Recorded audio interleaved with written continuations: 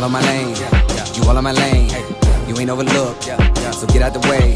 I gave you the book, I gave you the game. The boy gotta cook, the boy got a flame, Serving in the kitchen like you Nino. Plenty bitchin', whipping different flavors like a bistro. Kick it, dip it, flip it, keep it hunting like a seed note. Switch and keep it pimpin' every single place that he go. I got it. Lathan got the flame, Lathan got the flame. Boy, you know the name, get up out the way.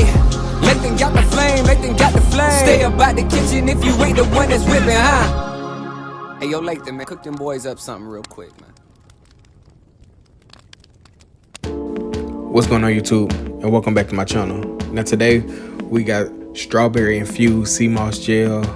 This is complete alkaline, and we're using organic strawberries. So the first thing we want to do is weigh out some sea moss, and that's dried sea moss, sun-dried sea moss.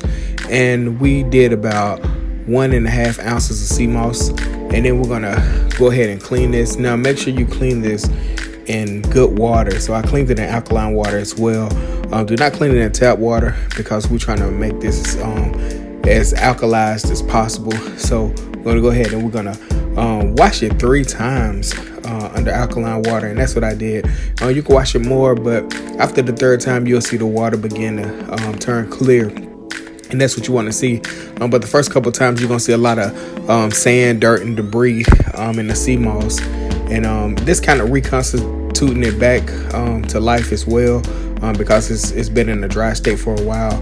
But make sure you just continue to wash it until you see that water begin to turn clear, because what you don't want to do is make the sea moss and then it be gritty when you eating it.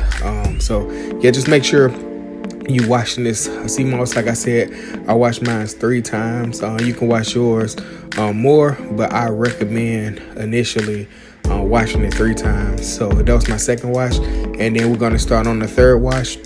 And how I wash it just agitating it with my fingers, and then I pull the sea moss out of the water and discard the water. What you don't want to do is pour the water and the sea moss into another container, because all the dirt and debris that went to the bottom will actually fall back onto the sea moss. So anytime I'm washing anything, whether it's greens or anything, I wash in that process. So I remove whatever I'm using out of that water and then discard the water, because as we know, sand and dirt kind of falls to the bottom, and that's how I wash. So that's a proper way to wash items, especially when it comes to sea moss or greens. So that's another tip for you guys. And once we get it all washed up, we're going to go ahead and begin to soak it. And we're using alkaline water with the soak as well. So you're going to put the sea moss at the bottom of the bowl again, and this time we're going to fill it completely with water, because you got to remember, this sea moss is in a dry state, and as it's sitting in that water is just going to absorb into the sea moss, and the sea moss is going to grow. That's why 1.5 ounces of sea moss will get us about 3 cups of made sea moss gel, especially when we add in our strawberries and our sweetener, which is dates. So we're gonna get that situated, pop it in the fridge for 24 hours. You can go over 24 hours, but at least 24 hours.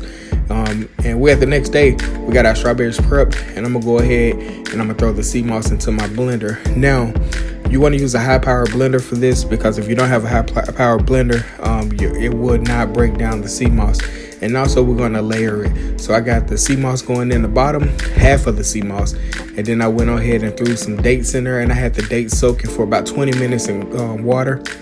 Then from there, we're going to add our strawberries, and you can add as much as you want.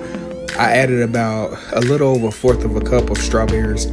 Like I said, you can add how many you want, and also with the dates you can add how many you want depending on the sweetness level you would like. And I added about 4 dates to this, and that was large dates. So make sure you pit the dates, set it in a little cold water to kind of help your blender out, and then drop them in there. And then from there, we're going to add the rest of the sea moss on there, and from the rest of the sea moss, we're going to go ahead and blend this thing up.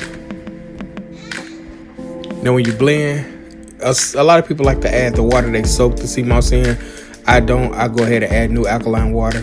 and I added about a little under a half a cup of water. But you can add how much water you want, make it how thin or thick you would like. My deal is with sea moss, I don't want it too jelly because I want to actually add it into other things, and I want it to have an applesauce consistency. And if it's too thick, it'll be hard to break down into those other items. So that's the consistency of my sea moss there. And this is a high power blender, so it look a lot thinner than what it actually is. But you'll see when I get ready to stop the blender that it's actually pretty thick. And as it sets in the fridge, it's going to continue to thicken up as well, almost into a gel, which what it is, a sea moss gel.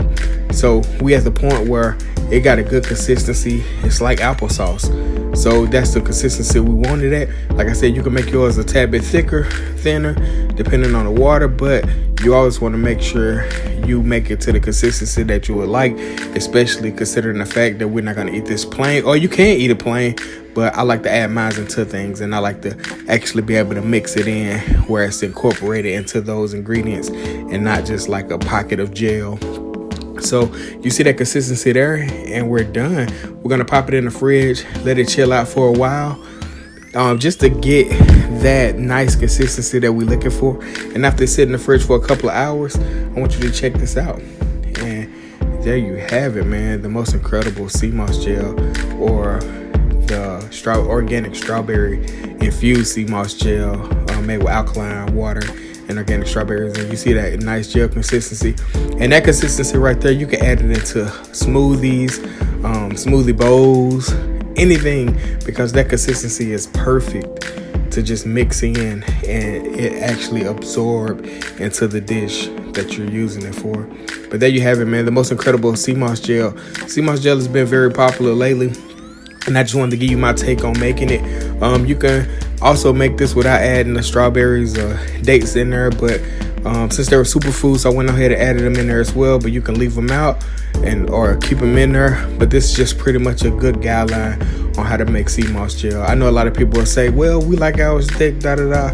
Well, it is what it is. This is just my guideline. Hope you guys enjoyed it, man. Sea moss gel. Like, comment, share, subscribe, man. We got organic strawberries infused sea moss gel. I'm out.